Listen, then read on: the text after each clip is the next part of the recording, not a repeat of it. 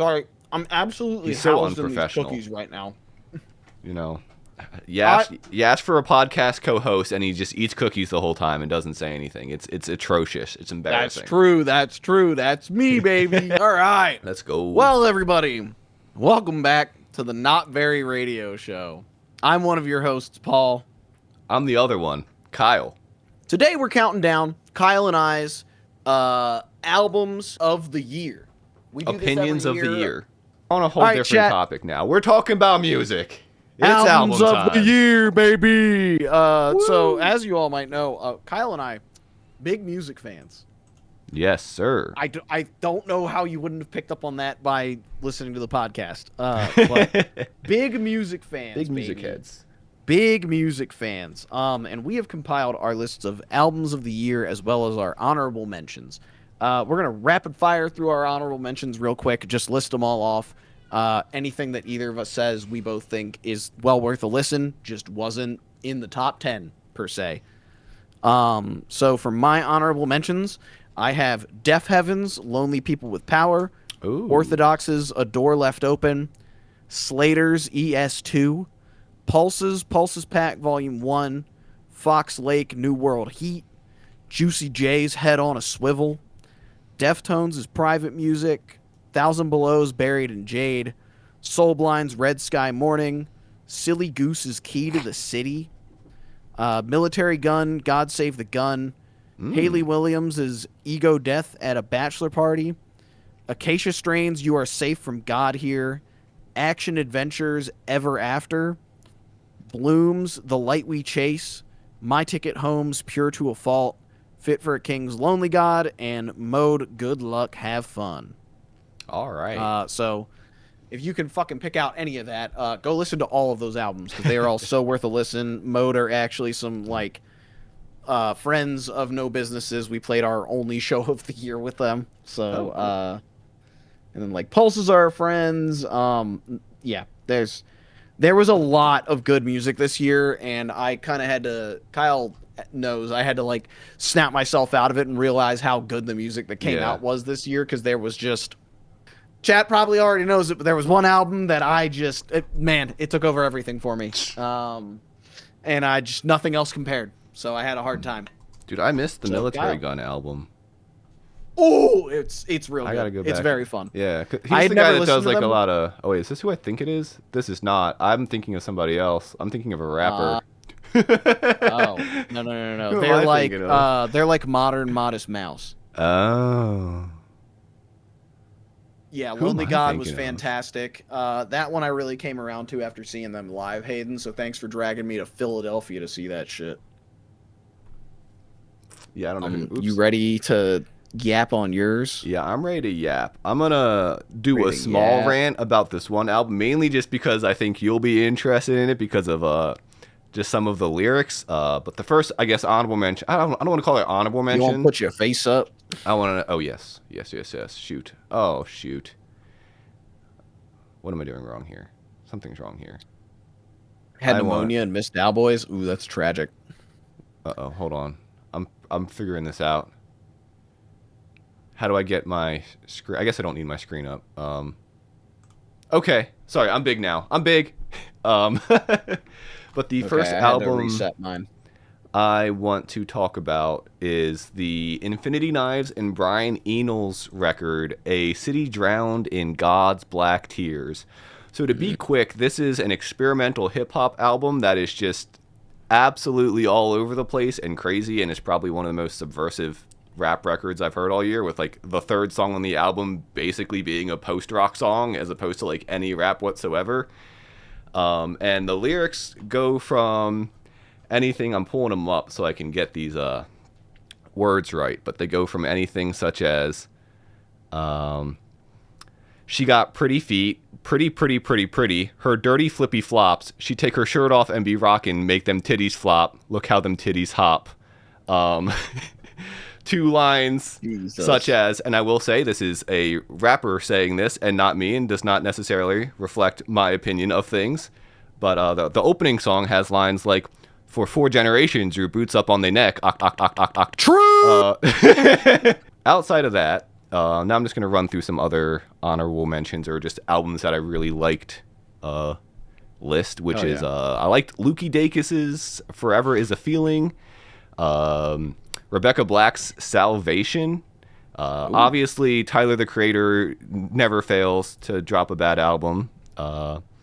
Tropical Fuckstorm's Fairyland Codex. What else do we got? We got Geese Getting Killed, of course, one of the best. We got Danny Brown Stardust. Oh no, that's an honorable mention. Yeah. Oh, is that not? That was the only one I thought we would match on. Ooh. Ooh. It was close. It We just. could have drinking game. What's that? We could have played the drinking game then. Yeah, just not wouldn't have taking a drank. single shot. I don't think we would have taken a single shot then. That was the Yeah. one I thought we would both have in our top 10. Yeah, it was close. Wasn't there, though. But last one I'll shout out is Caroline 2 by the band Caroline with a Caroline Polachek feature on the album. Okay, And, I was like, she's got to be involved somehow, yeah, right? she's got a feature. I love that they got like only feature. They're like, we got to get Caroline Polachek. Yes. I did have my buzzball, Kiara. He's all buzzed up. I'm buzzed up. I think those are all the albums. I mean, there's so many more that I could, but like, I just haven't even like Little Sims's album Lotus. I wish I need to go back to that one more because I love a lot of her work, and I just didn't have the time to go back and listen a lot. ASAP Rock, Black Hole Superette. He also released, I think, another album this year that I didn't even get around to listening to, but he is one of my favorite rappers because I just think he's really funny. And yeah, I guess that'll be the end of my honorable mentions. All right. Well, I guess I'll get it popping with number 10 then, Kyle. And take your stream off of mine. And Oh, yeah, I we're gotta back switch over mine here over, at too. Topsters. Because this is way easier than me having to find all of these in advance, and then I can keep it hidden what's coming up. Yeah. Aesop Rock is the undisputed goat of songs about a snail apocalypse and a fish tank. Dude, it's one of the funniest songs I ever heard. I was so obsessed with it, and I'm so glad you know it. Because I tried to get other people Okay. to listen to it, and they were just like, huh? And I was like, what do you mean, huh? This is the funniest See, thing ever. I have heard Hayden mention that bit a couple times, and I was just like, I don't know what the fuck he's talking about. You gotta listen to the song. Snail Zero by ASAP Rock. Okay, I mean, the whole album's great, guys, but okay, it's so fine. funny. What was that? Snail Zero? Aesop Rock, Yeah. Snails. Or the, what's the album called? Black Hole Superette? Black Hole Supernova, yeah. Also the construction song, too. Also one of the funniest songs ever. But that song's a single. That song's not on there. Snail Zero. There, yeah, I Yeah. see it. I got the Lupe Fiasco feature. What the hell? What are we dragging him out of retirement for? Is he retired? I don't think he's retired, but like, I mean, come on. Why are we digging up Lupe Fiasco at this point? Yeah. All right, already the show goes on. Yeah, I just kind of found him in the past couple years, and I've been meaning to go back and listen to a lot of his earlier stuff. I just haven't gotten around to it. But every time I hear something from him, it's so great. I see. Yeah. All right, chat number 10 from me will be Flesh Stays Together by Dying Wish. Once I can pull it up. Ah, there we go. There we go. Dying Wish, Flesh Stays Together. It's really tiny down there, but hopefully y'all can see it. Man, really good band. And I liked this a lot more than their last album. Their last album was good, but like, this is just so goddamn heavy, and Emma's singing is incredible on it. It's everything I could have wanted and more. I ragged on it a little bit when it first came out, because like, yeah, the guitar tone's the exact same as the last Counterparts EP and the last Knocked Loose album, but like, I think that benefits the album, and they made an incredible one. What is it called again? A good bit. Flesh Stays Together by Stays Dying Together. Wish. Why am I not getting anything popping up here? I think what the hell are those ones called? I'm gonna look at the album real quick. I Don't Belong Anywhere is awesome. I'll Know You're Not Around is awesome.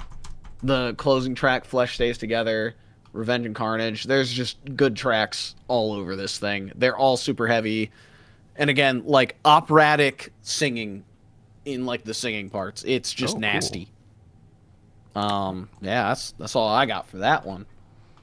Kyle, what is your All number right. 10? Also, if we both end up somehow having the same album, we should reveal at the same time. All right, sounds good. I don't think we. Where did my stuff go? Here it is. I don't think we will, unfortunately. I don't think we will either at this point. Now that Danny Brown's gone off of yours, Yeah. which I guess spoiler alert, Danny Brown is on mine. So, but all right, Kyle, Let me. what let do me we got? Pull up Number my 10. list real quick so I don't forget. Number 10, if I'm not mistaken, was the. Yep, that's what I thought it was. The Jane Remover album from. Shoot, I can't type. The Jane Remover album from this year. This thing is just. Speechless, man. It's like, I guess what hyperpop inevitably would kind of evolved into, just super chaotic, loud. It just sounds super fried, very experimental, but it's nice too, because like, if you really like, I feel like on the surface it just sounds like a bunch of noise, but like if you really just like sit and listen, you kind of realize like things are a lot more clearer than they seem. It's just that there's a more like abstract noises that you're not used to with like music, I guess. So I think like it's one of those things where you hear it and you're like, what is happening? And then like you really sit and you listen and you're like, oh, I see what's happening. It also has a Danny Brown feature on the song Psycho Boost, which is one of the best songs I've heard this whole year. If not, it's definitely like in the top hell 3 yeah. of songs of the year for me. Just absolutely incredible. So yeah, this Jane Remover Revenge Seekers album was great. Oh yeah. All right, are we going back to me now? We're going back. Oh, I can see it clipping. Speaking of clipping, my number 9 is Clips's "Let God Sort 'Em Out." Brother, you and I will be taking a shot. Taking a shot. Hold on, I'm going back to you. Where do you have this? Let me double check real quick. It's my number 7. I'm gonna pull damn. mine up real quick. Yeah. I guess I gotta go. Fuck, I gotta go grab a shot then. Are we doing it? I'm doing it. 10, 9, 8, 7. Okay, boom. There we go. Sick. All right, let me go grab a shot real quick. I and then guess we'll I will yap about this too. one real quick. Be right back, chat. Chat, admittedly, I should have probably just grabbed 2 bottles when I did this. I'm sitting back down, trying not to spill my shot. Oh, I just got back. I should have grabbed the second bottle of this that I have up there. Oh, what is Because I that? think I have like a shot. It's fucking Hennessy. What do you think? Oh. Come on, bruh. I guess I should have brought the bottle with me, but I got Bushmills Irish whiskey because it was sitting on the top, so it was the easiest to grab. Yeah, this admittedly was one. I'm just gonna. It was either that or gonna hoss the the Crown bottle Royal from this Black, one. but I didn't really want to take a shot of the Crown Royal Black. I want to appreciate That's that fair. more. That's fair. All right, I got my face cam up for you, Kyle. Or you got Yeah, let yours me, somewhere? Let me clink you up here. I guess your cam should probably be big. No, that's fine. We can If I go to this the way. Kyle stream. If mine's small, though, we can both be on it. Yeah. All right. Well, Mine's clink, got- Kyle. Mine's also got the N64 logo on it. I don't know if it can be seen well, but Mine's a gun, and it's for Sleuth's Mystery Dinner Theater in Florida. clink. Banger place, by the way. If you're in Florida, you should visit it. All right, bottoms up.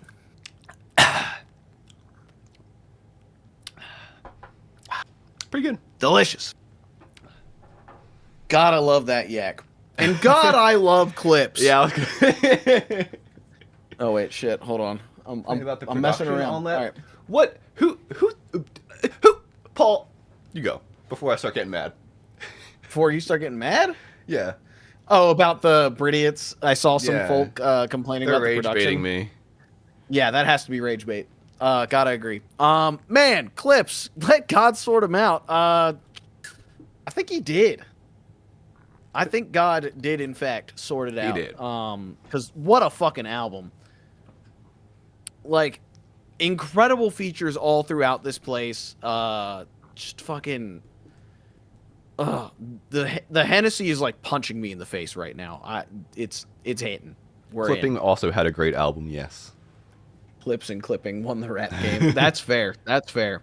Yeah, I mean, like starting off with Birds Don't Sing, POV with Tyler the Creator, Ace Trumpets.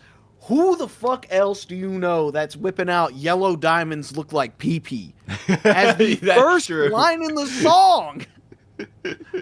Yeah, that's a They great got a song line. called "EBITDA," which is something that I have to worry about at work every day. What was the other? Oh, they have a Kendrick feature in here. What was that? Which one was that? I thought it was towards the top as well. No, maybe not. I thought so. I thought Tyler and. Oh, it's Chains and Whips. Okay, it's Chains and Whips. Okay, yeah. I just didn't read Kendrick like that early. And Pusha T and Malice look like one name compared Yeah. to the other long ass names here. But yeah, Kendrick feature coming off of GNX. Tyler feature coming off of Chromacopia and Don't Tap the Glass. This album's fun, man. Yeah. It's fun. It's mean. I love it. I don't know what else to say. With an emotional opener. Very emotional And- opener about, I think it's about their dad passing away, right? Both their dads, yeah. They're not brothers, are Both, they? okay. Are they brothers? I don't think so. I don't know really. This was my first introduction to them. I don't yeah, think they're same brothers here. because especially it sounded like they had like two different experiences with their dads. I mean, their dads both sounded great, but it sounded like two separate. No, not AI mode. Fuck yourself. Yes, Pusha T and Malice are real life. Oh, okay, shoot. That's AI. Hold on. No, Malice. Come on, Wikipedia. That's true, Real you can't people trust that, confirm yeah. this for me. Younger brother of Pusha T. Okay. Oh, that's crazy. That makes sense because they sound almost the goddamn same. Yeah. Just Malice sounds like the younger brother. So, like, But yeah, all I can say is really it's one of those albums that you hear and it's hard to deny just because of how good the production is and how good it sounds. Like I'm like I cannot be mad at any of this just because it sounds good. You know, it's just nice on the ears. yeah. Other fun thing, they got to play the fucking Vatican, by the way. Really, Yeah, they played the Vatican. that's crazy. Like, straight up, they just set up a concert for clips at the Vatican for some reason, and they got to sing Birds Don't Sing about their father, who was a pastor, at the Vatican. And I don't think anything cooler could have happened. yeah, it's a beautiful song, man. It's crazy. Birds don't sing, they screech in pain. All right, well, do you go again since I technically went as well? Nah, you go. I go? Okay.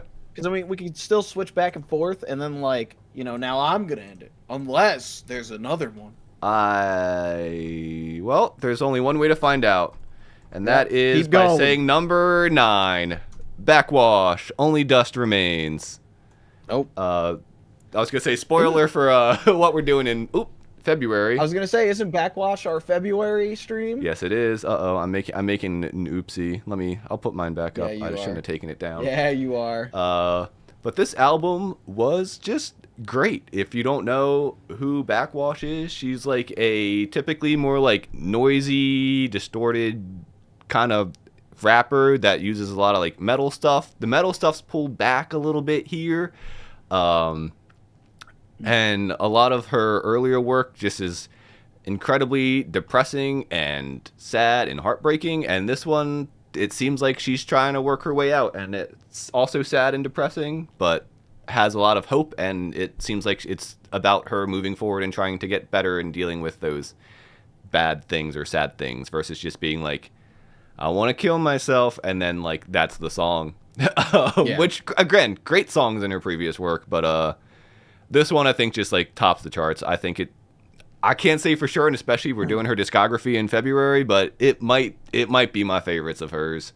And yeah, it's just some really cool experimental rap. If you like a lot of like left field rap, this is down your alley. If you like scaring the hoes, there's nothing scarier out there than Backwash. So That's yeah. fair. That's fair. That's it. End sentence. Okay. I'm I'm back. pulling mine up now. I'm Oh, so no, glad it's we not get there. fun little effects as we transition from Yeah, one we to get the the other. we get the fun. You get sent to the fun zone. I'm Yeah. trying to get mine ready so I can reveal it and not be typing like a moron. Oh well, shoot! Now that you're calling me out, I guess I'll go fix mine. Yeah, you can pull it up now. Except that I need to go. Oh, hold on. I can pull Kyle stream down. Ooh. All right, number 8, Pink Panthers. Fancy that. Ooh. I got into Pink Panthers finally this year, and I love it. That shit bangs. It do be banging. I'm pulling it up on Spotify. I think I but- forgot a list that on my just like general albums that I've listened to, how I rank them on albums of the year, but I did listen to it and I thought it was great. Yeah, she almost makes British people cool. Is she British? Yeah, like What? super British. Oh. Yeah. Super British.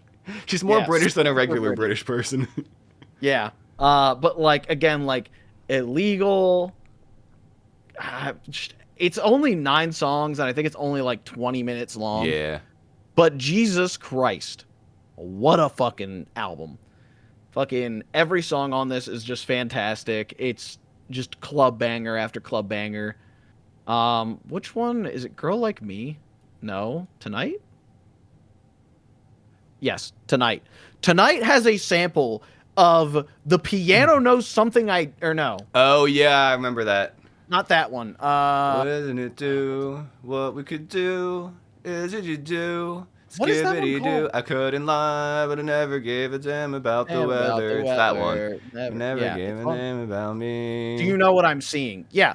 Who the fuck is sampling Do You Know What I'm Seeing by Panic at the Disco and turning it into a goddamn club banger about I just want to see you tonight or whatever. I need to go the back hell and was listen to going that on. album now because I remember I listened to it like when I was walking one morning and I was like, this is great. And like, It is an album that kind of flies in the face of everything I like about albums because it is just a really good collection of songs. I mean, again, like if I go back to the track listing, it's 8 songs and an intermission. Like it is very short.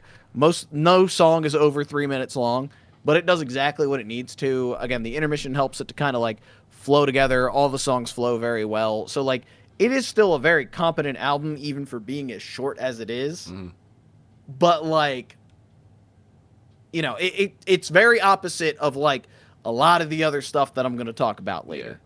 I do feel like I want to say maybe I don't know if I think you'll get what I'm saying. I think Pink Pantheress is just like underrated as a musician. Like I understand she's Yes. popular, but Yes. I don't think people appreciate how good her music is versus like I- oh, it's TikTok stuff, it's fun, who cares? It's like no, but like it's really Yeah, good and like, incredibly you know, catchy people- and really well Yeah, done. like people spammed Illegal and Boy's a Liar on TikTok a lot. I think people need to dig way deeper into her discography and listen to all of it because she is such a talent. She's such a talented like composer. Yeah. I would say like she can sing. She damn well can sing, but her production is like way more interesting than any of that. And I knew I would enjoy her because there was somebody posted a while ago. They were just like, man, in another life, Pink Panthers could have been a composer for like a 90s JRPG and it would have worked so well. And like, yeah, it's so good. Yeah. I love it. Yeah, I'm gonna have to go back and Unashamed. recheck that one out because it's probably been like summer since I've heard it. But I remember like I was Again- surprised about how much I liked it. Again, it's nothing like mind blowing, but it is just exactly what it Yeah. needs to be. You don't need and mind I just- blowing though. Sometimes. Yeah. Sometimes I- you just need consistent and anytime- catchy. Yes, I can put this on at any time and just enjoy it. Yeah. Yeah. All right, Kyle. Got yours up? I do. My number 1098 is I almost have mine up. is Oh my Mac God. Miller's Balloonerism.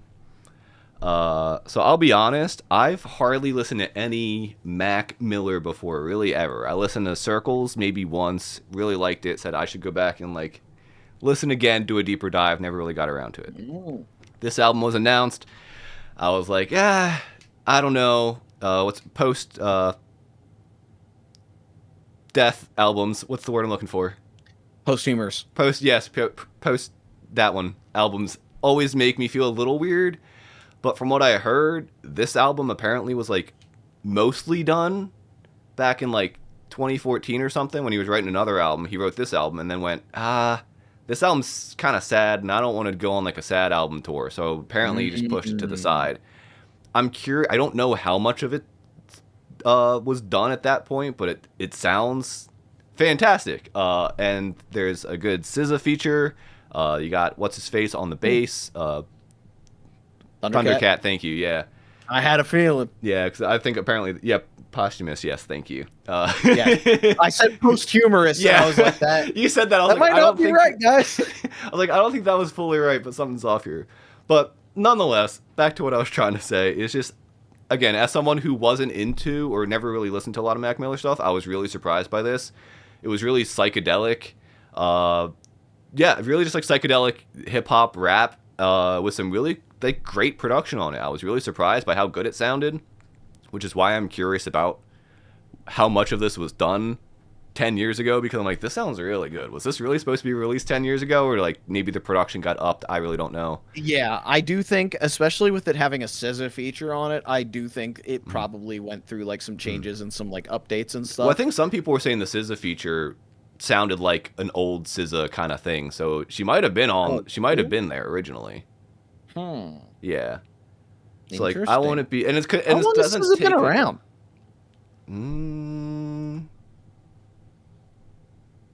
'Cause I 2017 only was her first album. okay. Maybe she was just like what do they call it? Like a session Yeah, vocalist or something? she had 2012, 2013, and 2014 EPs, so she would have been around like 10 years Oh, ago. okay, To okay, okay. yeah, Yeah, I was gonna say like maybe if she didn't have stuff out yet, she would have been just like a session vocalist or something, yeah. And I don't know if it and was eventually exactly like 10 years or if it was like 9 or 8. But yeah, okay, she had an album in 2014. It looks like. yeah, but nonetheless, from what I heard, it seems like it's from a place that really cares, and it sounds like from a place that really cares. It sounds complete. It sounds great. That's And awesome. yeah, they've got some really great songs on there. Stoned probably being one of my favorites. So yeah, and yeah, the first two songs, which the scissors on the second song, are both just like really weird and abstract. I mean, the first one's just like a weird little tambourine thing, but the second one's really weird. If you like some like cool psychedelic production, check it out. Nice. Well, all right. To spare you from the craziness going on What do the you screen mean? right now, I'm loving my it. my number 7 is gonna be Counterfeit Recollections by Fall 50 Feet. mm. This is probably, admittedly, the worst sounding album in this list. However, I think that's to this album's benefit. Because this is like a very, very raw, I guess you would say, post-hardcore album, maybe metalcore. I feel like it's much more post-hardcore. This is like if you kind of mash together a lot of the cool elements from like a lot of the bands I like Every Time I Die, like Under Oath, like it just mashes a whole lot of really good stuff together, and it feels like another one of those albums that like this was absolutely targeted like at me, and it Mm. pulls it off incredibly well. Again, it's like it's super raw. What's it called again? It is called Counterfeit Recollections by Fall 50 Feet. I'm pulling it up on Oh, Spotify now. fall 50. Um, but yeah, Feet. like Running from the Sky is awesome. That's like a more ballady one. They've got Bane of My Existence, which has 156 Silence featured, and that's incredible. Another awesome band. Obituaries rules as an opener. It's like, this album's everything your parents hate, the church wants you to get away from, and like, it intros this very raw post-hardcore album so well. Mm. It's heavy, it's got some catchy parts, it's everything I could want in like a heavy album. It's really good, Hayden. I cannot recommend it enough. Cool. Yeah, short and sweet, but to the point. It's a banger. Banger. I think I jammed it one day when we were going to band practice, Hayden. Or maybe I was driving Josh to practice that day. I don't know. All these boys needing rides. Mhm. All right, you ready, Kyle? I'm ready. All right. So, well, first off, to respond to British in terms of Mac, I cannot say how close that album is to the rest of his discography because I have not listened to really anything else by him. So if he's typically psychedelic rap, then yeah, maybe you won't like it. But if he's not typically like that, then maybe give I that one think a try because it's different. I don't know. I think typically he was referred to as like stoner rap, Okay, which I guess is different from psychedelic. I don't fucking know, it dude. might be similar. Yeah. I didn't listen to a whole lot of Mac Miller, and I was always just like, yeah, it's just Eminem, but smokes a lot of weed. Yeah. And I think that is such a horrible reduction of what he actually was. Oh, for sure. Hearing who he was as a person, as well as hearing his music like way later, Yeah. clearly was a generational talent. And that was just, but I was like 14 Oh yeah. saying this, So like, I'm bound to have some bad opinions. Well, of I was in a similar boat where it's like I was a big Eminem guy in like middle school. So when I heard about Mac Miller, it's like, oh, it's just the other white rapper who's not as good as the white rapper, which is such a weird take to Yeah. have. But again, like you're kids, you don't know any better. Hung out with Schoolboy Q a lot. Hell yeah, hell yeah. But nonetheless, number 6 for me, because number 7 was Clip's "Let God Sort 'Em Out." Number Yeah. 6 is Black Country New Road, Forever How Long. So I'll Hell try not to yeah. spend too much time because Paul and I had a whole conversation about this band in our A last whole episode on it. yeah. But if you're into like some cool like folksy art pop, art rock kind of stuff, you'll probably really like this. I love all the instrumentation switches that this one does. That's one thing that I think stands out a lot from like their last 2 records. Is this one you're getting like a banjo, this one you're getting an accordion, this one you're getting. There's one song I can't remember the name of it, but one of them they're all playing a recorder over top of it, and it just sounds absolutely Hell beautiful. Like if you're looking for some cool little twee pop rock, folk rock stuff, check this one out. And also the album cover's awesome. I do like that album cover a lot. You I s- think I'm pretty sure when we went over this was my favorite out of theirs. So It was, yeah. I do back this pick. Again, Yeah. they're kind of not really my thing, Yeah. but I back this pick. This was definitely the best of theirs as far as I enjoyed. It was Yeah. definitely the most approachable. So if Oh, for sure, yeah. if you've heard Kyle and I talk about Black Country No Road and you think you would enjoy it, start with that one. Yeah. Agreed. Well, that one didn't make my list. Oh my god, you're going crazy on it. He's doing tricks on it, chat. I'm dabbing. Oh my god. We're getting going teleported to 2027. Hold on. Well, while that album was not on my list, you know what was? What was it? Number 6, Grey Haven's Keep It Quiet. Ooh. Ooh, this is where we start getting into the territory where like everything from here on out is incredible. And then the last one, my album of the year, is obviously the best thing I've ever heard. But Grey Haven's Keep It Quiet, take everything I said about Fall 50 Feet, and then make the production much, much better, make it a little more Southern fried, and like a very, very like unique voice about it. Incredible singer. That's the other thing is like Fall 50 Feet singing doesn't sound great, but again, I think it sounds good for what they're doing. Whereas like this is like a higher production kind of post-hardcore thing. Very clearly an album about like loss and just fucking incredible album. Hayden's fucking spamming the lyrics in the chat. It's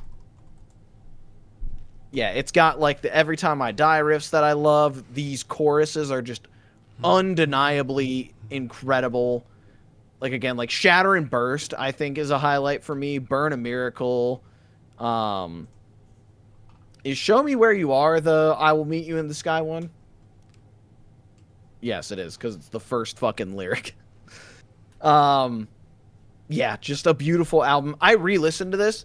So I'm pretty sure I had Fall 50 Feet above Grey Haven from what I remembered. I re-listened to Grey Haven and I was like, no, this deserves to be higher than that one at least, but I couldn't put it above any of the last 5 because the last 5 I really, really love. Closing track had me going Close Enough, Welcome Back, Every Time I Die.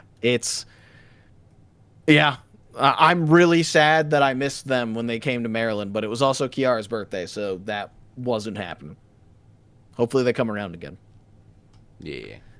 I think that's all I got for the Grey Haven one, man. Just again, another one where I'm like, just listen to it. Just put it on front to back. I'm going to have so many metal recommendations by the end of this. There's this. Out of the last 5, 3 of them are metal. Yeah.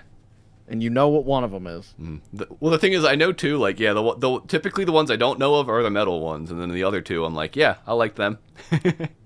Well, yeah. You definitely know 2 of the last 5. Yeah. Oh, of the last One's 5? Oh, I know the last one. Yeah. Yeah, you know what number 1 is. I think everybody in my chat knows what number 1 is. Yeah, the new Sleep I won't Token. Shut the fuck up about it. Yeah, the new Sleep Token. You mean my least favorite album of the year? All right. Actually, if I'm being honest, chat, I think I disliked the that Mexican OT album more than the Sleep Token album. What was my least favorite of the year? I don't know. It's either Sleep Token or that Mexican, and it might be Sleep Token. I definitely skipped that more. I've stopped listening to like albums that like I just know I won't like. I need to start. I need to stop doing that because I just like. I'm like, oh, let me listen to like these albums and stuff like that. No, I need to just stop unless I actually hear it good. Yeah.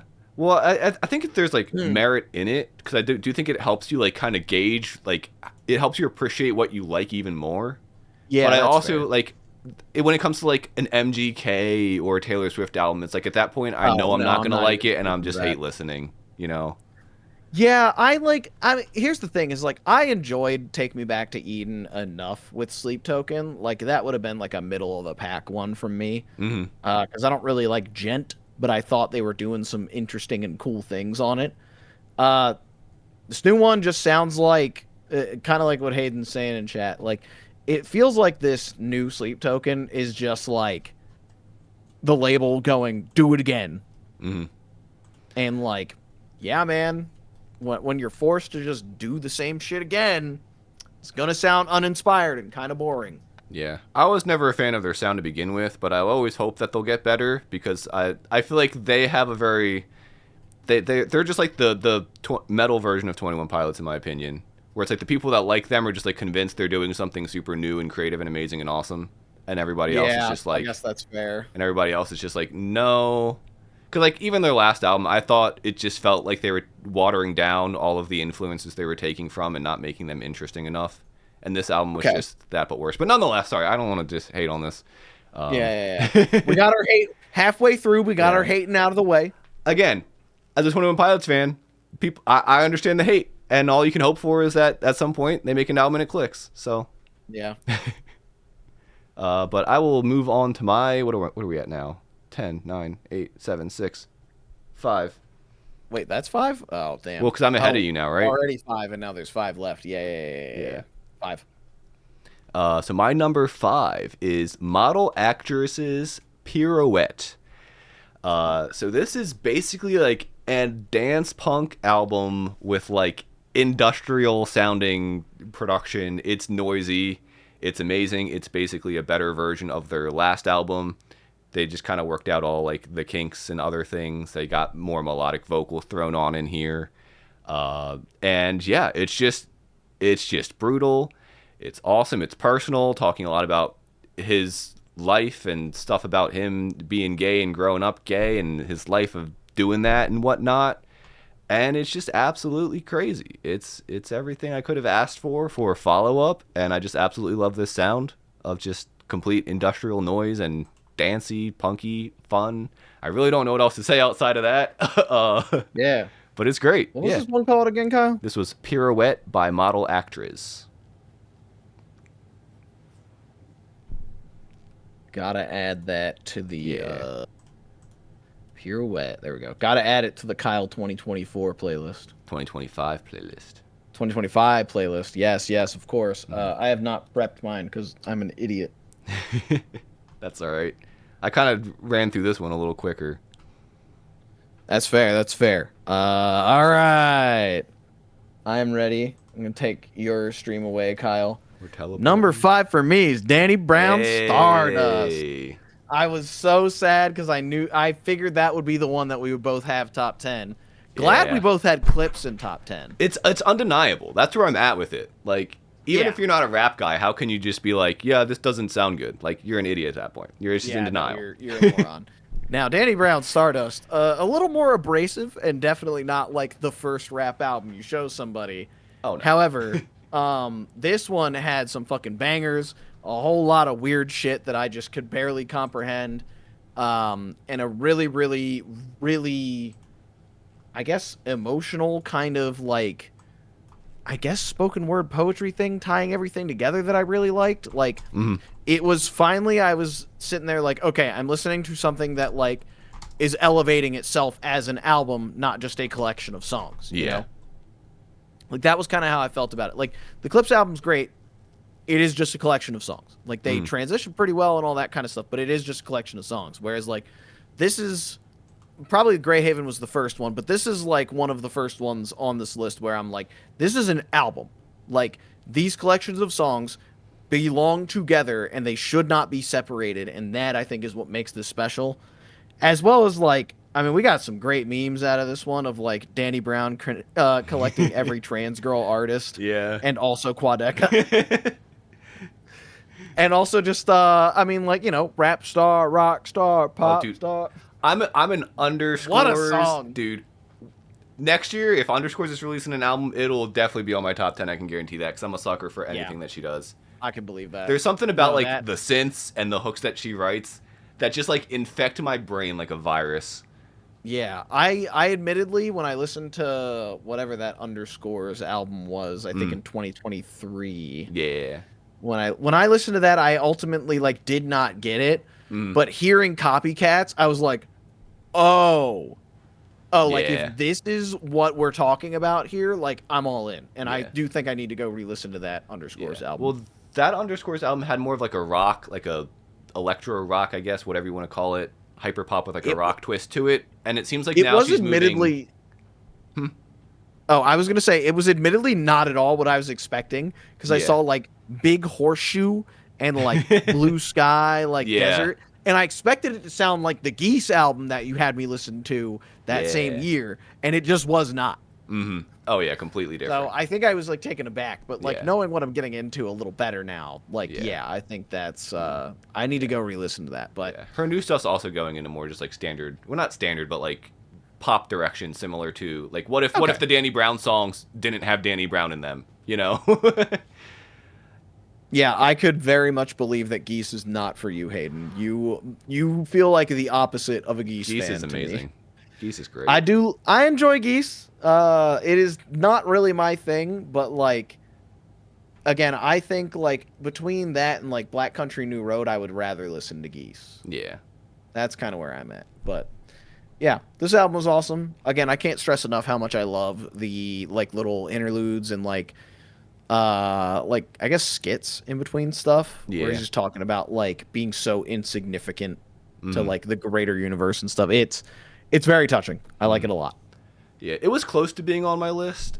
I just felt like there was a believe that. couple songs that were too weak. Like the ones that were great were like some of my favorite of the year. Again, like anyone with Yes. Underscores, the Jonaskis one was insane. But there was just a couple where I was like, What's the Jonaskis one? that was a 1999. Oh, 1999. Yes, Yeah, that one's just incredible. One of the wildest, like weirdest beats and just no drums underneath.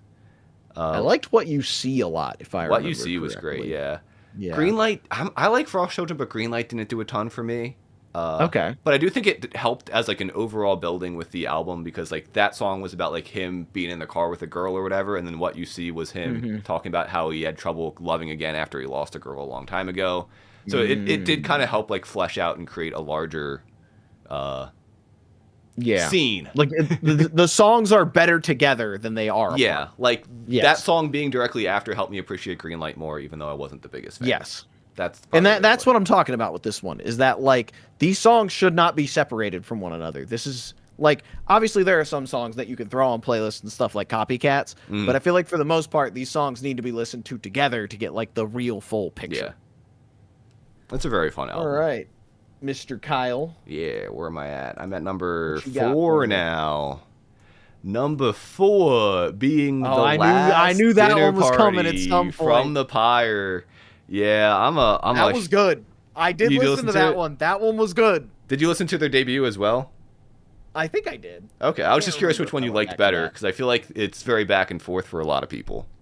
I don't remember. Okay. I would need to listen to it again, but I did listen to that one, and I was like, this sounds exactly like what I expected it to, and Yep. I love it. Like, I saw all, like, the artwork, and, like, that was really cool to me, and then I started listening to it, and I was like, oh, this is good. Yeah, it It does. feels like a fully realized Pretty Odd kind Yeah. of. Not really, but... This is basically like their debut, just had a bit more like reverb, spacious production, but the vibe is very similar. Not to say that they're reductive of each other. I like that while this one isn't as, maybe the production's not as like intense or whatever you want to call it, I like this. I think this one has more unique song structures, and I like a lot of the vocal harmonies that they do. So I actually like this one better than the debut. And yeah, I was really happy with it. This band released their debut last year, by the way, and this is their sophomore album. And I think that they're worth listening to if you like some like art rock, very like is theatrical. The word I'm trying to look for. Would you say theatrical? Like It would. Baroque pop kind of thing. You know, Yes, I'm a Baroque sucker for pop. that kind of stuff. Victorian pop. Yeah, great Something like vocals, great harmonies, that kind of stuff. Maybe even like steam pop. Yeah, steam pop. Steam pop. But We should make that a genre. we should just train noises. Yes. Oh, that's who. All right, hold on. I gotta Train. The band yeah, not the Train? band Train, but I gotta shout out this other band.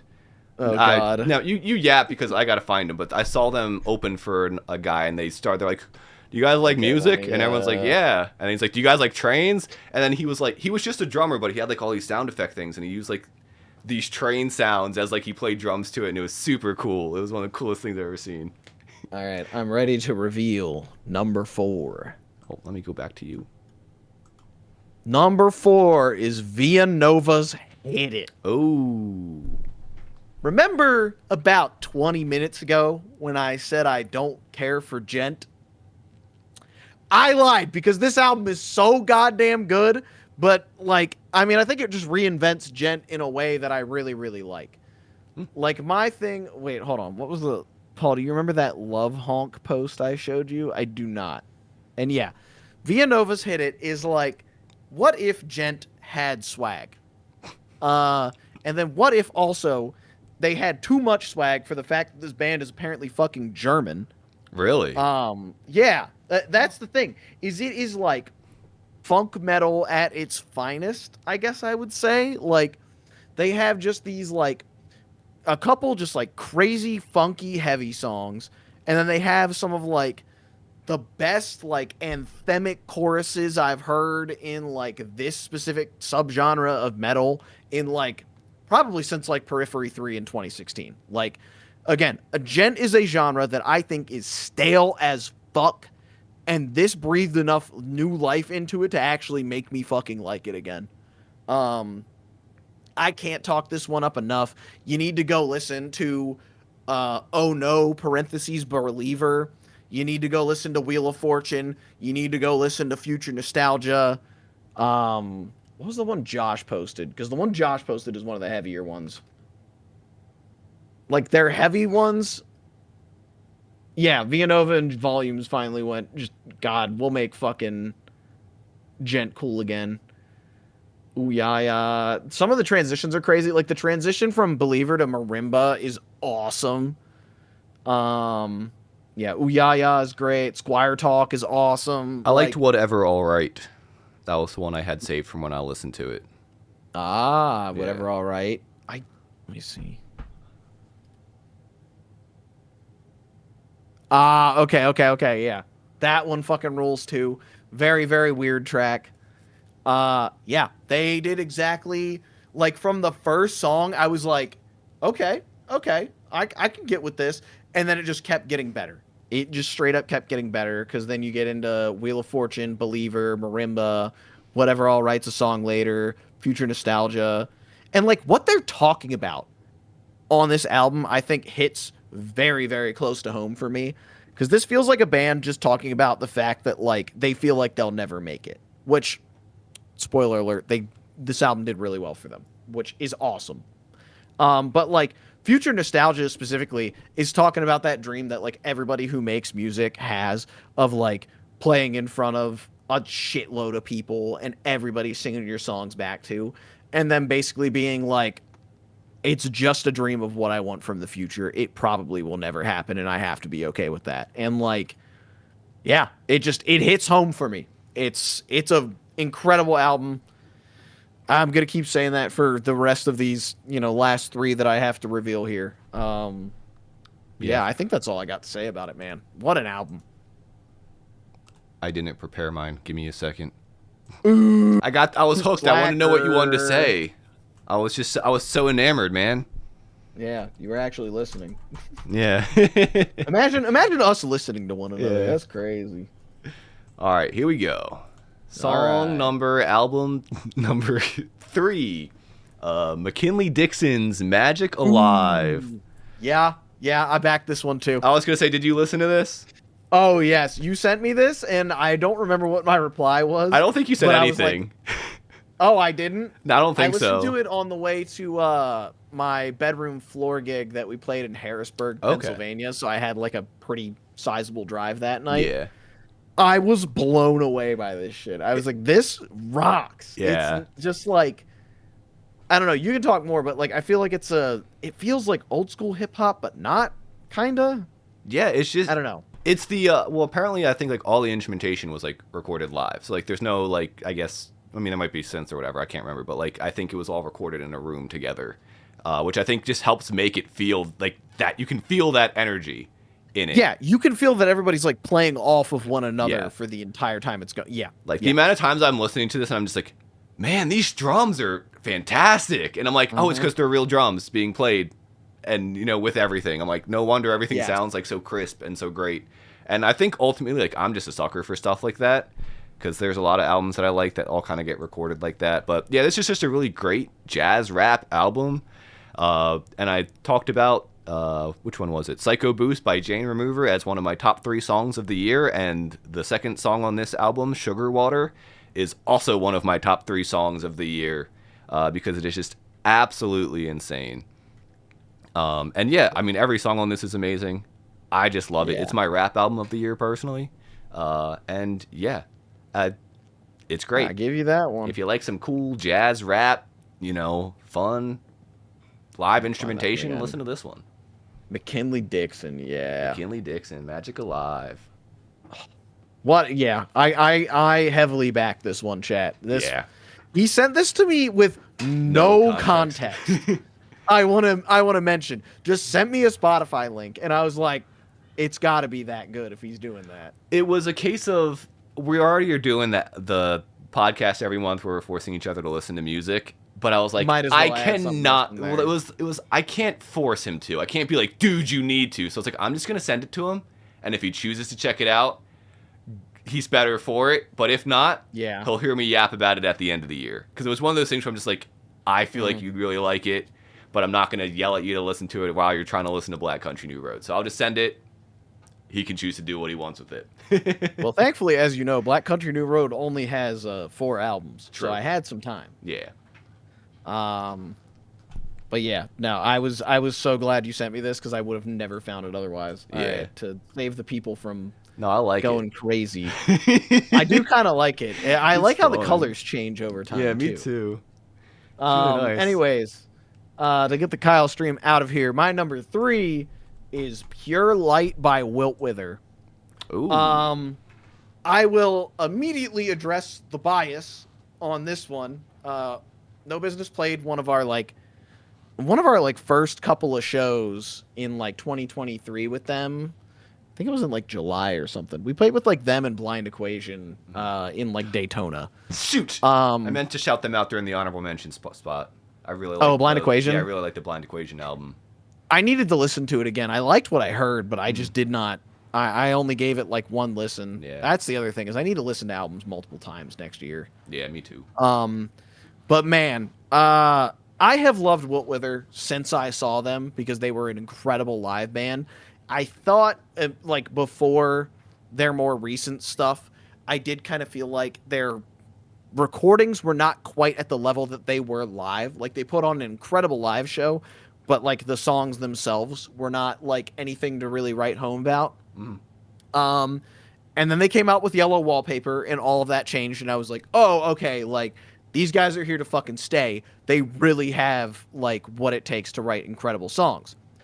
Pure Light is everything that I loved about Yellow Wallpaper, but put into the context of an incredible album with skits that like bring you along with it. And like, hold on. Can't type and speak at the same time because I'm stupid. That's what one shot of Hennessy will do to you. Yeah, one shot of Hennessy and an elf buzzball. Okay, it's the elf buzzball, for being honest. It's got to be. Oh, apparently that does something. My my save clip button Mm-hmm. does something in Spotify because it just took me back to Villanova. Uh, Anyways, as you're going through this, they have a couple of skits throughout here, and these skits improve the album so much. Like to the point when Act 3 came around, I made the mistake of looking at the length of the song and realizing that it was twice as long as the other ones, so I kind of spoiled what was about to happen. But like the different act skits are basically them talking about like we need to rebuild you as a person entirely from the beginning. And then you go through like all of these other like things that are going on throughout it. I mean, they got a Johnny Booth feature, which is one of the only two fucking Johnny Booth songs that came out this year. You guys were in the studio for how goddamn long, and that's all we have. All right, I'm done being mad. Listen, the Johnny Booth stuff will come out eventually. I know it will, and I know I'm gonna love it, but I'm a little mad. Posting studio videos all last year. Um, but yeah, this is what were their best. They made an incredible album that all ties together in a beautiful bow. Um, Act 3, man. I can't talk that track up enough. Obviously, like Front Door Phobia is incredible. Worst Case Scenario is incredible. I mean, shit, they made a song called Wilt Wither 2. Um, and yeah, again, Act 3 is like really where everything comes together, and it's just yeah. As soon as I heard that, I was like, this is going somewhere high on the what's it called, the album of the year list. That's how Chill feels about No Business, TBH. What part of what I just said? that's I how was we all looking feel away for about. too long. You were just glazing, and we all feel about Yeah. glazing. Everybody gonna glaze No Business enough that I actually release music next year? Yeah. We need one We'll of those see. Twitter accounts. It's like did No Business release a song today, and then it just says no every day. Oh, being in the studio for so long, and then we haven't even entered the studio. We're in fucking demo stage still. I'm writing lyrics. Ooh, Lyrics are hard. they are. They're so hard. I fucking hate writing I'm lyrics. sad, and I'm not sure why this time. Yeah, fucking that's the problem. Is every lyric I write just feels so goddamn cheesy. But also, Write I'm faster. less You sad because don't I'm want that. engaged You now. don't want. I Write assure faster. you, you don't want me to write faster. If I write faster, every song's gonna have the lyrics that Fall does, where they're just a big nothing burger. Yeah. It is kind of annoying that that's still my least favorite song that we've released. But, anyways, you got your number. What are you on? Number three, I'm on number number two, two now. number two for Yeah. Kyle. But All right, Kyle, you got it ready? I got it ready. So my number two is not Blind Equation, but gosh dang, it's a, if you like metal that sounds different. I gotta hype it up because I forgot to talk about it. Blind Equation, honorable mentions before number two. Yeah, do that while I pee real quick. Yeah. Actually. Great album. And I just really enjoyed a lot of like the synth that added to it. And like my issue with a lot of metal is I feel like there's a fine line between like doing something new and creative and doing something that feels gimmicky and forced on like a metal album. I feel like a lot of times I'll hear something and like it's like, oh, we're gonna be the metal band, but we're gonna do this gimmick instead, and that's what's gonna make us different. But what the gimmick is always just feels like half baked, or not like they're trying that hard to like really delve into like whatever other genre or idea that like they're pulling from, and it's just like that. Again, not to bag on Sleep Token, but that's how I kind of felt with a lot of their stuff, where it's like you might be pulling from other genres, but you're kind of watering them down, and also by throwing them in, you're watering down the metal, making both not really that interesting to me at all. And I feel like Blind Equation does not do that at all. They use these synths, and the synths sound absolutely incredible and amazing.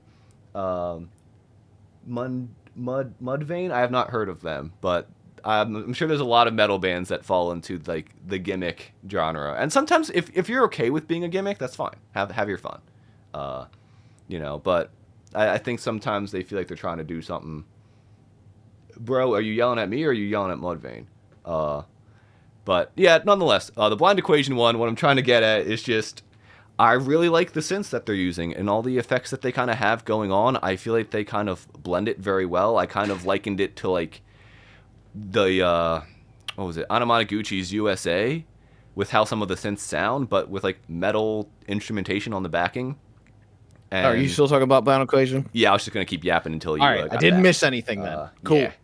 And yeah, it seemed like they like knew and were aware as much as they should about like the electronic portion of the genre as they were with the metal genre. So it didn't feel like forced or contrived. It felt like it all blended in really well. So yeah, shout out to them for being interesting. Anything. And they also have a John put the Askus feature glasses on. too, which was pretty cool. Ooh. Wait, on the Blind Equation? Yeah, I'm pretty sure. What? That's cool. Yeah. Let me double check now because now I don't want to be wrong. But I thought I Yeah. saw it because I didn't know who John Askus was until I saw him on Danny Brown, and then I re-listened to the Blind Equation, and I was like, yeah, on their third song on the album. Good for them, man. Yeah. Having played with them, Blind Equation are some of the nicest fucking people I have ever met. And that is why I will dick ride them into infinity, even though like I am not the hugest fan of their music.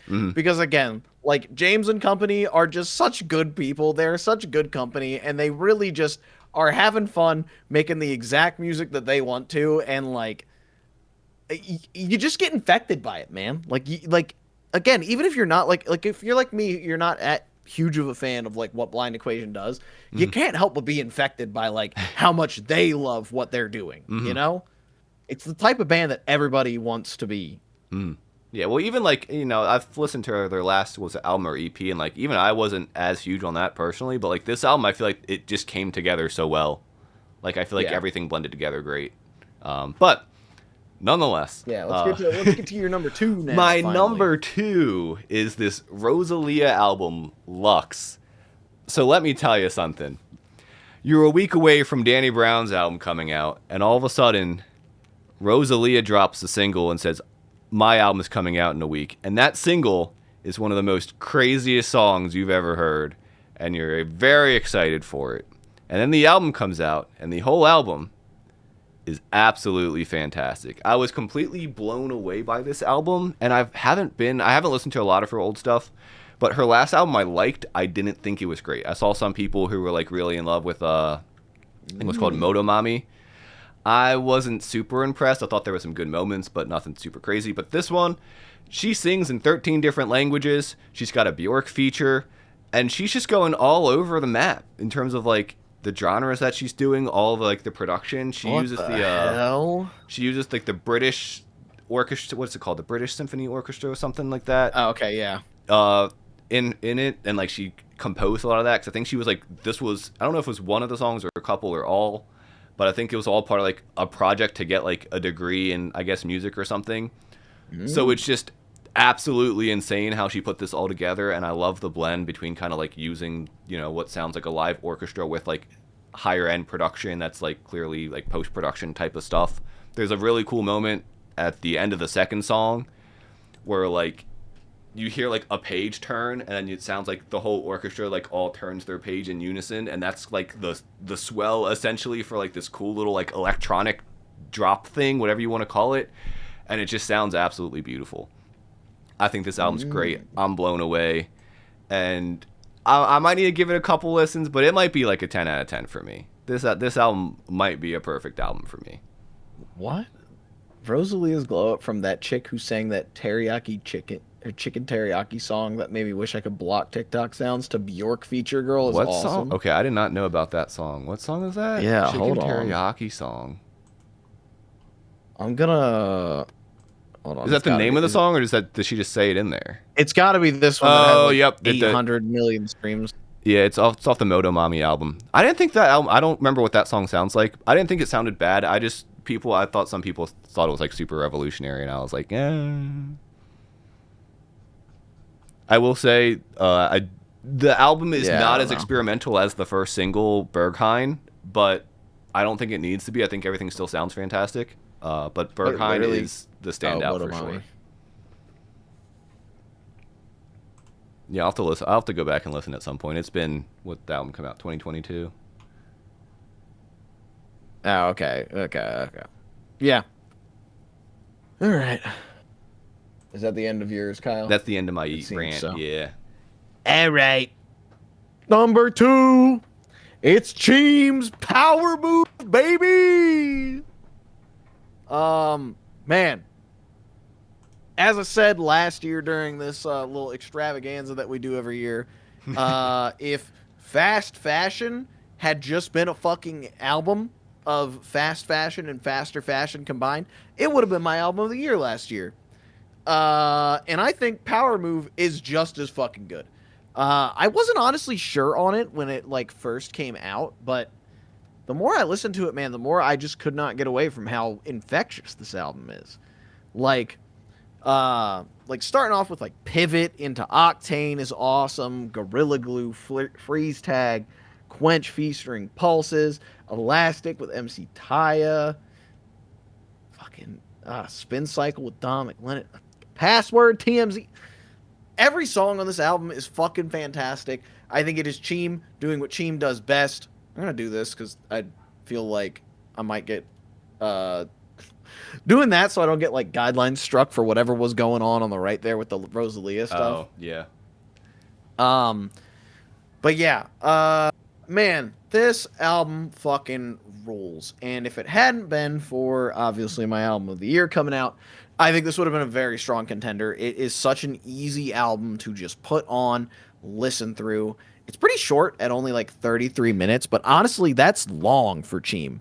Like, you've actually got some 3 and 4 minute songs here compared to Fast Fashion, which I think there's not a song over 3 minutes. There's Fake Fans is over 3, but like, you know, Bootleg is 1:43. Charm Bracelet's under 2 minutes. I think same thing with Faster Fashion. Why the fuck is it? There it is. Faster Fashion is also like some under 2 minute songs and stuff like that. So like, the fact that every song on this is like a comparable above 2 minute song is pretty crazy, and they're all still catchy as shit. Again, I think my highlight on this is probably Pivot. What an opener. I can't say nice enough things about this. I'm so glad that I discovered Cheem through Pulses and With Sales Ahead, not shutting the fuck up about them. Because I think nobody should shut the fuck up about this band, ever. They're genuinely so talented, and every fucking pop punk band wishes they could do what the fuck Cheem is doing. They are just miles and miles ahead of every other band that even comes close to sounding similar to them. Well, that's why, half a side note, that's why like I appreciate hearing your favorite albums, because like mine are like a different kind of niche where like there's still a whole group of people that like they're still popular, they're just like not in like the mainstream. You have like your ear to like a specific part of a specific scene. Yeah. Where it's like you just like, oh, my friend who's in this small band played with this other guy who's in this other band who's in this other band. And I like kind of getting those like, you know, you might not have been like, oh, I don't really know who McKinley Dixon is, but it's like, you think I would ever find out who Wilt Wither is or Cheem or like even like Blind it's Equation, so funny because you know. Yeah, like a lot of these bands I feel like are just so in the forefront for me, but it's again because like my mutual friends' bands love Cheem, and that's why I know about them. I played a random show with Wilt Wither, and now they're number 3. Like, again, like I think Fall 50 Feet just came up randomly. Greyhaven has been grinding for fucking years, and I don't know why I never listened to him before now. Dying Wish, same thing. They've been on their grind for fucking years. I just finally really enjoyed one of their albums. Yeah. Yeah, man. That's why I kind of felt bad about. I'm just like, okay, like scene band, Danny Brown, scene band, Pink Panthers, scene band. Spoiler alert, number 1, also a scene band. Did you just scene band Clips? No, I said Clips. Oh, I thought you went Pink Panther as scene band. No, I said Pink Panthers Clips and then scene band for Dying Wish at the bottom. Okay. But, yeah, I gotta say, I'm gonna get on my soapbox for like a couple seconds here. I think the rock scene is probably the strongest it has been in a while. You know, you got some bands actually making some like mainstream success, like Spirit Box and Sleep Token and Bad Omens, and regardless how I feel about those bands, it's putting more eyes on that whole world of things that I've been tapped into for a long time. And I think while I don't care for any of those bands in particular, I did go back and re-listen to the Spirit Box album, and that one is pretty good. It had one song that just like blew me away, but the rest of it was like exactly what I expected. But I hope that continues to shine a light on what these smaller, like lesser known bands are doing. Mhm. You know, somebody like Cheem or Wither, like these bands deserve to be heard by the fucking world because I think what they're doing is so much more interesting and so much more like passionate than some of these big ones. Mhm. Like even though a lot of these big ones are like haven't been around a whole long time. Yeah. Well, again, because like You know. yeah, like I get a lot of mine from like other music reviewers or like the album of the year website, and it's like ultimately I'm seeing them though Mm. because there's like a following. You know, enough people, you know, clicked on and said, hey, this is pretty good. So when I see, I'm like, oh, maybe I'll check that one out. You know. So like getting something Yeah. where it's like I'm seeing it before whether I like it or don't like it. It's like I'm kind of seeing it before it's hit that spot where maybe it would have been shown in my face. You know. Yeah. Because ultimately I it's gotcha. impossible to see everything. So it's nice to see the stuff that like I Yeah, know I dude. wouldn't see without having you, you know. Like it's like there's so much. It's the same thing with everything, man. There's so much media coming out on such a consistent basis that like Mm, it's so impossible these days to like see everything. yeah. And I think that's fine because I Oh think yeah. it means that you know, there's kind of never a point where you're suffering through something bad. Yeah. Like, you know, back in the day we might have had to suffer through some like stinkers Mm, to get to like some good stuff.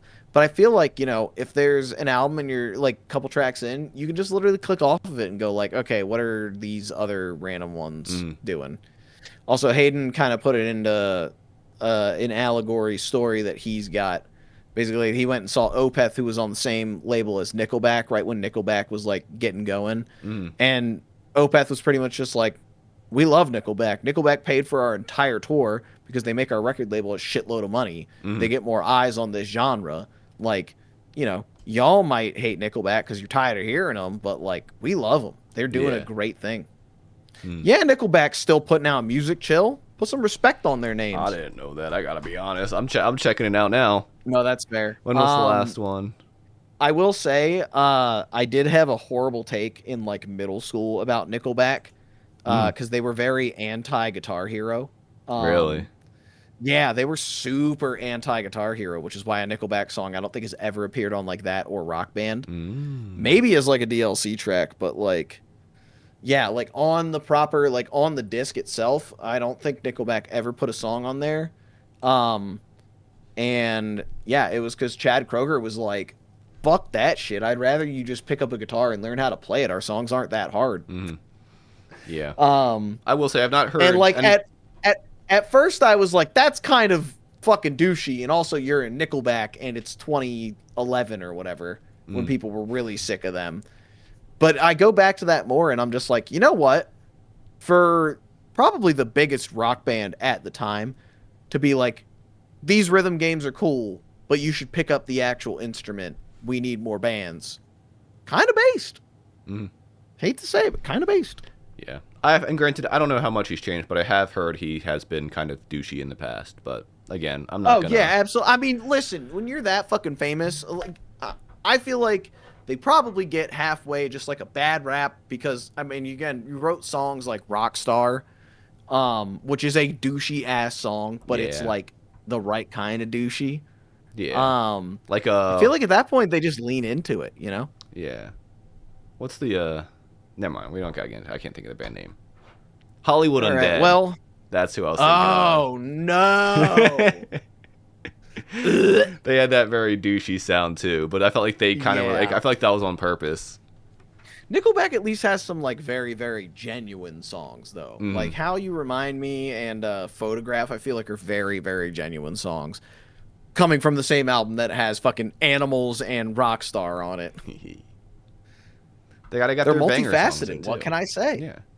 You put the radio songs in, and then you put the sad for some reason songs in. The baby adores rock. Yes, my nephew does adore Rockstar. He's like what, 8 months old? 6 months old? Give us a couple more shots, and we'll be singing it in no time. Yeah. All right. It's hot. It's hot. Listen, I'm not saying I'm for Hollywood Undead. They came to mind when we talked about douchey vibes. Yeah, yeah. When we're talking about douchey bands, Hollywood Undead, I think, is at the top of that. Yeah. When I start I don't know how they drinking, are as my people. dick does all my thinking. Yeah, I forgot. Ugh. Yeah. God. What a time. All right, Kyle. I Well, think we're both on album of the year, yes, we and I are. think I can guess what yours is. Can you? I'm gonna use my extensive Kyle knowledge and what I remember you saying throughout our many conversations this year. Let's see if you remember. Is it oh, I don't remember the name of it. Is it the Maruja album? Yes, it is the Maruja Let's album. go! I loved this album, man. Yeah, I remember you glazing the shit out of Dude, this one. And honestly, it's fun. I like it. It's great. And the for me especially, like, the lyrics is what really sold it for me. There were some of the most, like, beautifully written, inspiring, hopeful lyrics that I've, like, heard in a long time.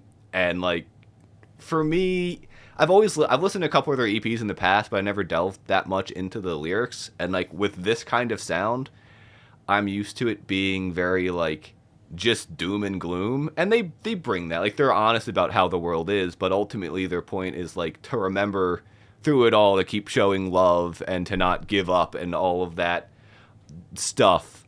And I just think it's absolutely amazing. It's got some crazy production moments in it. And yeah, I think it's a post-rock album, if I didn't say that. Very jazz rocky. Has a saxophone in it, which automatically gives it like plus like 200 points in my book. I mean, the McKinley Dixon Magic Alive album also had a saxophone in it, and that's there. There's a pattern. There's a pattern for me. It involves a saxophone. Yeah. If there's a saxophone, it's on the list. It's probably going to be on the list. But yeah, no, the album's just absolutely incredible. They break it because typically a lot of their songs are longer, and they do, I think, a great job of breaking it up. They have a couple like shorter songs, and then you go back to a longer one. And yeah, I don't know. Yes. I was gonna say, like, I listened to this right after you told me about it. I think I was driving for what's it called, Ocean's Calling, and it was like I was like, oh, Kyle just said this is like probably his album of the year. I should really listen to it.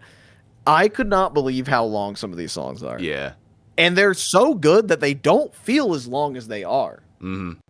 You know, like Look Down on Us does not feel like a 10-minute song. Yeah. Well, because it breaks up too, which like it when it gets like 3 or so minutes in, it slows down, and then you get this like the most beautiful like spoken word poetry you've heard in your entire life, and then after that 3 minutes, they build back up and get insanely heavy again.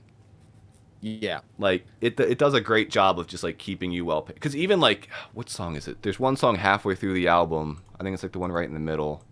And every time I get to it, I'm always worried, like, am I going to feel bored now? And I don't. There's this great, like, it builds up as they typically do, but Born to Die, that's the one it is, because that might be the longest one. Yeah, that's the longest song as well. Yeah. So I'm always gets worried when I get there. But then you get to the halfway point, and just all hell breaks loose. And they do, like, some really cool production stuff.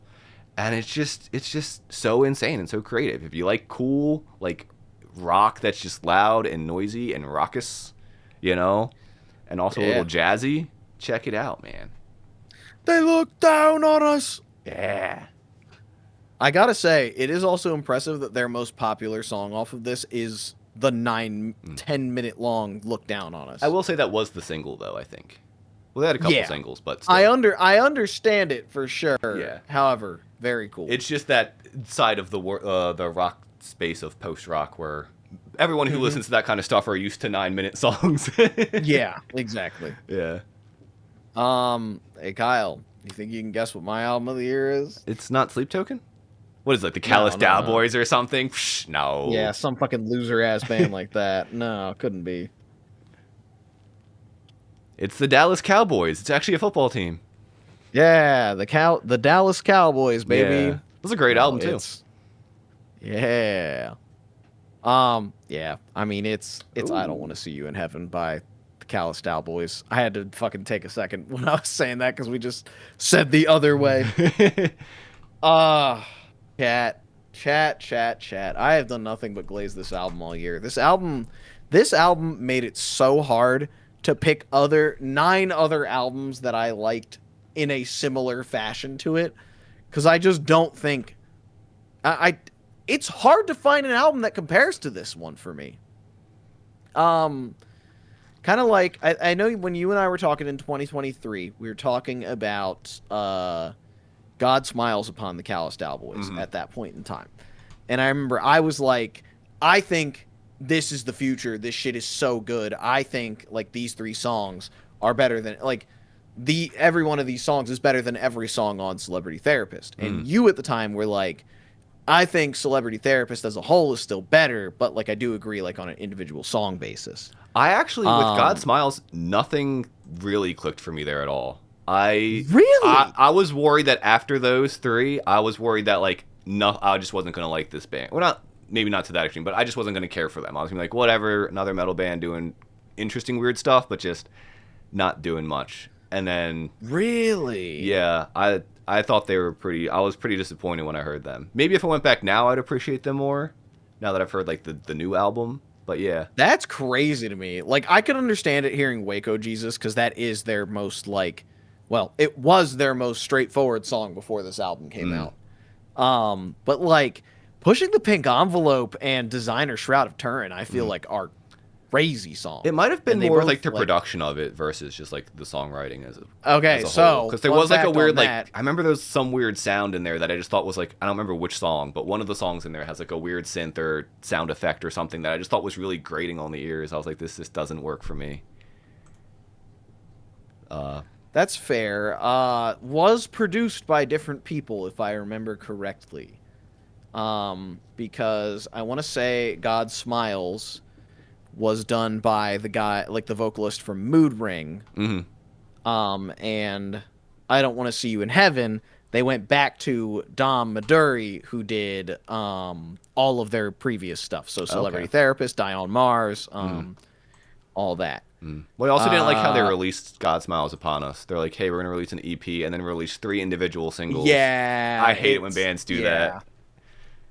Yeah, that kind of did stink. Yeah. Carson did talk about that on his podcast, where he talks about Fallout Boy. hmm And he was just like, I hate it. The label kind of forced our hand with it. It was the same thing with like how the vinyl for that was like $30. He was Yeah. like, believe me, I don't like that it's $30. This is a label decision. Like, hmm I'm sorry. It's still like 18 minutes long or however fucking long it is. 13. Yeah, it's still. hmm Um, yeah, fucking. Anyways, I Don't Want to See You in Heaven is an album that I think people are going to be talking about for a long, long time. Paula's people. Even yeah, I think this is a scene changing album, and this is going to be the album that in like 5 years, probably every up and coming scene band is going to be like, oh, Callous Cowboys, I Don't Want to See You in Heaven is like one of my biggest inspirations because hmm I feel like if you aren't tapped into what the hell is going on in this album, you're not going to be one of the bands that is like breaking through the mold going forward. hmm Because I think the biggest thing that this album does right is they are so unafraid to just do whatever the hell, and they are so confident in their songwriting that like they know they can make anything work. hmm And I think God Smiles was the proof of concept for that, but I think this is it taken to a whole different level. Um, to the point where obviously you've got some fucking insano ass songs like Tears on Lambo Leather, like Demon of Unreality, Limping Like a Dog, where you just got wild soundscapes going on. They're heavy as shit, but they are also just completely unafraid to make like practically a pop song with Lemon. Lemon was This great. weird, this weird like indie one with body horror for birds. They weren't afraid to practically make a pop punk song with Distracted by the Mona Lisa, and it still sounds like them. You can still hear like, you can hear the impact that like the violin is making on that song, almost too much. But I don't know. I ended up liking that song a lot more once the album was out. hmm I think its placement in the track list is perfect, and I think that's another thing is that the track list for this is perfect.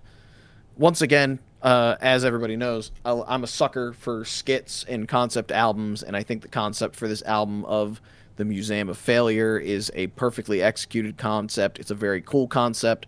I like the little lore that they put in the beginning with like the collection of forgotten dreams, talking about like oh, we just found like the last piece of this album and like, some other cool Mhm. stuff with that.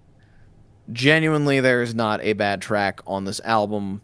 I think at one point I would have said my least favorite was Full Moon Guidance. I might still stick to that. I think it is the most straightforward of the tracks here. Mm. Like that and Schizophrenia Legacy, I feel like are very standard Dalboys fare. But I mean, Schizophrenia Legacy just has some of the most powerful lyrics. So like, I think it gets away with that better than Full Moon. But I still think Full Moon, like if Full Moon Guidance was on Celebrity Therapist, I think it would be like a top three song. It'd be number three, but it would be a top three song, I think. Mm. Uh, yeah, I they apparently went back into the studio to make a little EP, so I can't fucking wait for that. So the album of the This year next year will be an EP then. no, I don't ever let it be a No, I no, I'm don't just ever kidding. let the album of the year be an EP. Otherwise, Cheem would have won it last year with the place that I was at. Yeah, Retroactively, it's Imaginal Disc by Magdalena Bay. I just true. That was a didn't. great album last year. It was incredible. Like that's the thing is I hate that I can't go back to last year's album of the year list because like as much as I loved American Motorsports by Bill Murray, Imaginal Disc is easily my album of the year for last year, Mm. retroactively. And I also definitely liked People Watching by 156 Silence better than that album. I don't know what Mm. I was on. I don't know why I couldn't think of an album other than that. I may even like the See You Space Cowboy album better than that one, but I think it Mm. was just I definitely listened to American Motorsports the most last year. Just because like it was super easy to put on, kind of like the Cheem album. Like I Mm. could just put it on, let it play, and like I'm listening to bangers. Mm. But this is a very different case. I don't go back to this one as much purely because it's an hour long, and I don't have a lot of drives that I'm going on that are an hour long. Even work is a little too short, and I just feel bad cutting off Country Song in Reverse because that might be one of the best tracks on every track. With I the could Bjork probably say is like interpolation, it's got to be two Bjork interpolations. two. Yeah, I didn't realize I had two. yep. Because it's got the I love you," and then at Mm. the end of it, he does the "This time I'll keep it to myself," which is another one apparently. Ah, I didn't catch that They've been one. breaking them down on TikTok. Oh yeah, and it's got a Mars Volta interpolation for the breakdown. Mm. Um, yeah, Country Song and Verse I think is just like them being like, how many interpolations can we get away with in Yeah. this one song? I heard the Bjork one and I just like screamed in my car. I was like, "No way!" Yeah. No, they really made something special. Um, it feels much more personal, I think, because it is, and that's why Carson refuses to post any of the fucking lyrics. Like, I think, yeah, Ah, like little karaoke mode is disabled for these because they have just not posted the lyrics to Spotify. interesting. I'm sorry. Are you seeing what's on my screen right now? The fucking picture for Schizophrenia Legacy? Oh, the It's just the horse. horse. White boy, why? It's perfectly seated right underneath where I am framed in my on my Oh screen my here. That's God. amazing. Hold on, I need to go. What else is in here? Okay, that's their fucking tour poster for Europe. Post Malone. Yeah, this is just memes in with the oh okay, White that's boy, why why? it stopped on that. It's probably the same one. Yeah. Yeah. Lambo leather. Oh, Lambo leather doesn't have one. Oh, there it is. It's taking a while. That one's got the psycho frame. Wait, did they make different ones? Oh my god. I love this band so much. That's so good. I'm glad that it goes back and forth. Yeah, it goes back and forth between their UK one and the Psycho Frame run that they just wrapped up. Yeah, man. This album also came out 10 days before my birthday. Ooh. Happy birthday to me. Yeah. Yeah. I liked Um, Lemon a lot on that album. Lemon, I mean, there's a Lemon is, handful, but I I appreciated mean, Lemon Lemon. because when I first heard it, I felt like, how does it start? Does it start with drums, right? And then the guitar Yeah, comes in. I felt like every time, like I would hear an instrument, I go, "Oh, they're going in this bass direction," comes and in then the next. second instrument would come in, and I go, "Okay, never mind. I wasn't expecting that." And then the next instrument would come in, and I'm like, "Okay, I didn't think they were going to go that direction." So I don't know. For me, when I heard it, I was just like surprised every time a new instrument came in.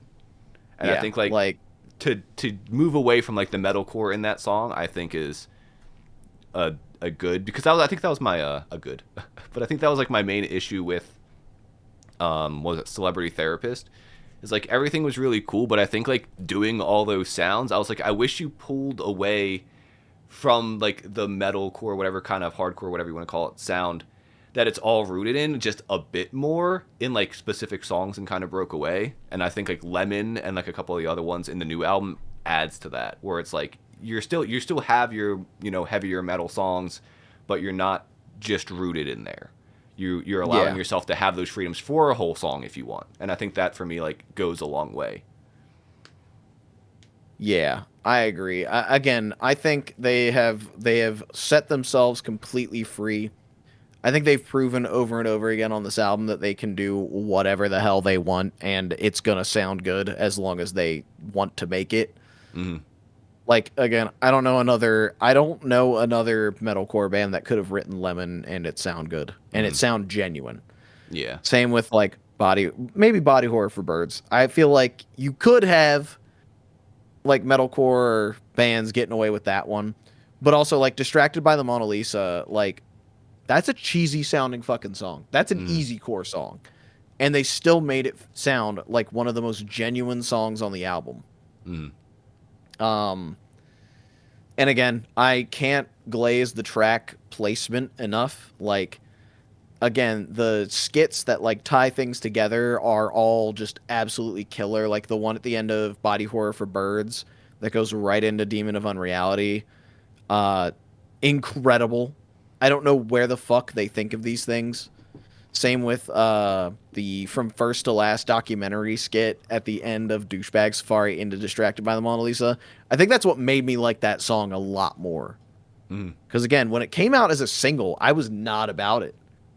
I was Really? like, yeah, yeah. When Distracted by the Mona Lisa came out as a single, I was like, yeah, it's it's very straightforward. It's Hmm. doing exactly what I think it's supposed to. Um, but I think as I sat with it longer, as well as hearing it within the context of the album, with it basically being like the end, quote unquote, before you go past and get the true ending. Hmm. I really, really like it because it's like you could have ended the album there. They very well could have. I'm very glad they didn't, but they really could have ended the album there. Hmm. Um, and it feels great having all of that like together and done that way. Um, yeah, it's perfect. I I mean, there was never any question that this was going to be my album of the year. Like from the day that Two Headed Trout and Demon of Unreality came out, I knew right then and there this was going to be album of the year with just two songs. Also, correction earlier, this is the same producer as God Smiles. They had a different guy for Celebrity Therapist. Really? Yes, and I do think this one and God Smiles sound a lot better than Celebrity Therapist. Not to rag on the other guy, because I don't know Yeah. any of these people, but I think I think the guitar tones mesh a lot better. I think it helps it to sound much more unique. Hmm. Whereas like Celebrity Therapist, it's kind of muddled a little bit. I almost want to say, whereas like everything's very clear in Hmm. these, like in this and God Smiles, but Yeah. I'll have to go back and listen to Celebrity Therapist again. yeah, it's still an incredible album. Hmm. Like, do not get me wrong. I love Celebrity Therapist. Album of Hmm. the year 2022, front to back, like easily. But yeah, man, this was very very special, and I hope they know. I hope they watch this, because I have no idea how they're going to do it again, but I fully believe they will. I think it'll be better. That's the thing is like I somehow think their next album will be even better than this, and I cannot comprehend how they even do that. Yeah, because here's the thing: is there's things I like better in Celebrity Therapist than this album, but there's also things that I like better in this album than Celebrity Therapist. So I'm like, all they got to do is just That's like fair. combine the things, which I know I'm not the target audience, but I'm like, all they got to do is just combine the things that I found to be their strengths in the next album, and I'm gonna be like, holy cow, this is amazing. Yeah, yeah. Like I do think. Let me look back at Celebrity Therapist track list. Yeah, there's only really 2 songs that I don't care for a ton on Celebrity Therapist, Mhm. which for 8 tracks makes sense. I think. I mean, obviously, I think I Don't Want to See You in Heaven is stronger overall. Mhm. However, I think a lot of those like standout tracks on Celebrity Therapist, like Time Loops and title track, Mhm. Elephant Man, What Is Delicious, and Star Baby. Star Baby's I think awesome. those, yeah, Star Baby is an incredible track. I think those ones will stand the test of time. I don't think those are coming out of the set list. If you are watching this, Callous Cowboys, if What Is Delicious ever leaves the set list, I'm personally like, Gonna be sad. I don't know. Yeah, I'll be sad. I'll be so sad. I love that song so much. He'll write a no business song called "Crying at the Callous Cowboys Concert." Yeah. I'll write it. No, I'm not going to make that joke. I'll write a song titled "Unaliving Myself at the Callous Cowboys concert" so that it can There still it get played is. on TikTok. As a Unaliving joke myself in at the Callous Minecraft. Cowboys. Unaliving myself at the Callous Cowboys concert and vehemently changing the course of their lives. At the Callous Cowboys Minecraft show. At the in Minecraft. In the Callous Minecraft Cowboys concert. concert in Minecraft. Yeah. Yeah. Yeah, I think that's all I got. That just about do it. That just I done think did that it. just about does it. Do we want to talk about most anticipated for next year to wrap it up? Actually, yeah, thought about that earlier and I Yeah. almost forgot. So Hey. thanks for reminding me. All right. Let's do yours first. I'm gonna pop your stream back up All whenever right. you give me the okay. Well, I am not 100% sure I tried to look and I couldn't find a bunch of stuff that was like for certain. But oh, I'm not showing something. We're going into outer space. Yeah, it's all good. What do I have We're to do to going into the fix this? celebrity therapist dimension. Yeah, we're going. Now mine's Here we go, just there we go. flashing. Okay, there we go. So I'm hoping Underscores does because she released 2 singles this past year, and it seems like it might be for one. And like I said, this one's going to be more in like a pop direction. It seems similar to basically just the Danny Brown songs, but without Danny Brown in them is kind of the best way to probably put it. Would be sick. Yeah, obviously the Gorillaz album is coming out, and think it's going to true. be. I forgot about that. Yeah, I think it's going to be out before the album's out. At this point, with how much they're releasing the singles, they're on like what 4 or 5 singles out right now. Are they? I've stopped keeping I track think it's 4. entirely. Yeah, it's 4. Oh wait, hold on. Is it more than 4? I'm looking at the list right now and seeing which ones have like ratings on them. And 1, 2, 3. Oh no, 4. 4. Okay, 4. Oh, there's 4. So there's 4 out. Yeah. So, but I'm I sure think there'll be heard- another one this month, and then another one in February. Which ones have I even heard? I think I've heard Manifesto, Damascus, and Happy Dictator. I don't think I've heard God of Lying. I haven't heard Damascus yet. I need to. But in terms of other band or artists, whatever, I think Charlie XCX is coming out with that Wuthering Heights soundtrack. Not soundtrack. I'm not really sure. I think that was Maybe already it's- out. Is it not? I think 2 of the songs came out as singles, not the whole album. But I'm not sure if it's like a soundtrack to the album or if it's like a album that's connected to. I don't know what it is. But other ones, I know Joji's releasing an album. I have not heard any of the I singles was yet. gonna talk about that one. Yeah. You can talk Yeah. about it now if you want, since we're on it. Yeah, I think that is up there for my most anticipated list. I don't think it's like top of the list or anything because, I mean, I've heard the singles. I know what I'm getting into. It's more Joji. Yeah. But I love his particular brand of like sad pop music. Yeah. I've been a big fan of it like since he started coming out with shit, since he was like, I'm not doing Filthy Frank anymore. Bye bye. Yeah. So I mean, I'm very excited for that. I think Smithereens was pretty disappointing, as everybody probably agrees. But Is that the single? What was that? Smithereens was the last album he did, Oh, and I yeah. used air quotes around that because I'm pretty sure most of that was. I think there was like demos and stuff on that. It was just I remember that. Yeah, there's one Yeah, called like Blah Blah disc Blah one. demo. I don't know if that was actually a demo or if that's just the name, but Yeah. that's been my issue with Joji. What's I feel what's the like. worst is that like those demo tracks were some of the better tracks on this, other than Glimpse of Us. Yeah. I find that every time Joji releases a single, I'm like really impressed, and then when the whole album comes out, I'm underwhelmed. And I'm hoping I think he has so much That potential, is and I'm hoping very fair. Yeah. I'm hoping this is I like the think one that's he- solid. I think he does very much front load his singles like Yeah. very hard. Cuz like I even think back to like Ballads, and like Ballads had fuck. Ballads had Yeah Right, Slow Dancing in the Dark. I think Test Drive was technically a single. Can't Get Over You was, and that's just a funny weird one. Hmm.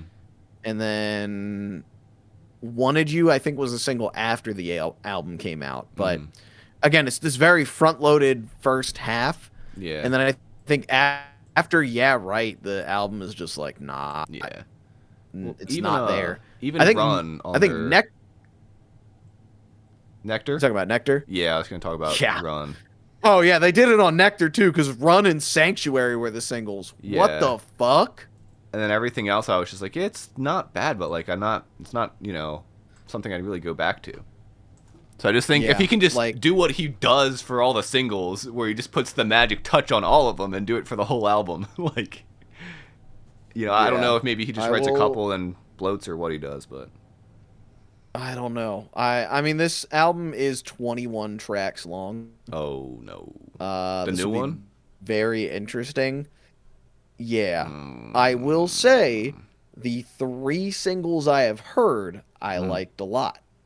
I Okay. haven't heard if it only gets better yet, but Pixelated Kisses was awesome.